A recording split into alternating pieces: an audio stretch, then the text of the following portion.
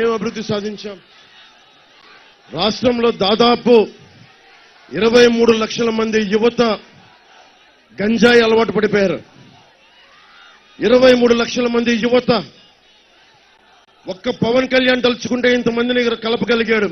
23 లక్షల మంది యువత, శక్తియుక్తులున్న యువత, శక్తి సమర్థత ప్రతిభా పాఠవాలున్న యువత వాళ్ళని గంజాయి అలవాటు చేశారు. గంజాయిలో నెంబర్ 1 అయిపోయిన దేశం.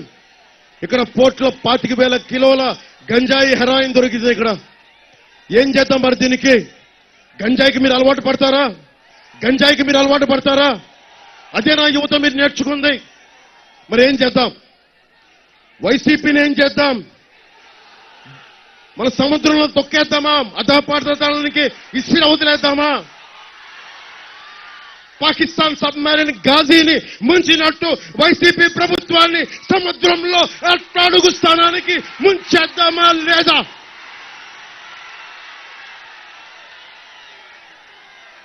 ముంచేయాలి. మన భవిష్యత్తు కోసం ముంచేయాలి.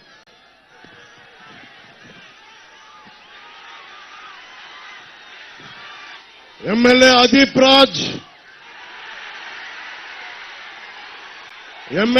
రాజ్ అంటే మీకు భయమా?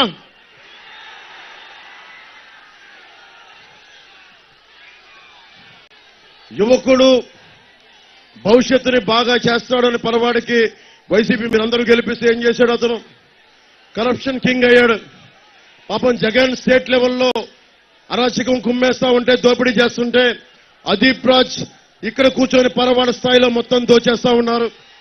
మొత్తం వారి అనుయాయులు మొత్తం వారి వర్గం అంతా రోడ్ల మీద కూర్చొని సెటిల్మెంట్లు చేస్తా. పరవాడ ఇల్లు కట్టాలంటే డబ్బులు పే చేయాలి. నేను అపార్ట్మెంట్ కొనుక్కోవాలంటే డబ్బులు పే చేయాలి. ఇల్లు లేఅవుట్ కావాలంటే డబ్బులు పే చేయాలి. దేనికి నేను డబ్బులు పే చేయాలి? అదీప్ రాజుకి. దేనికి నేను వైసీపీకి డబ్బులు పే చేయాలి? నేను ప్రభుత్వానికి ట్యాక్సులు కడుతున్నా. మీరు ట్యాక్సులు కట్టట్లేదా? మీరు ట్యాక్సులు కడుతున్నారా లేదా? దేనికి భయపడాలి? వైసీపీ గూండా గర్దీకి మనం దేనికి భయపడాలి? ఇంతమంది యువతున్నారు. మీకు ధైర్యం లేదా? మీకు ధైర్యం లేదా? తిరగబడే తత్వం లేదా?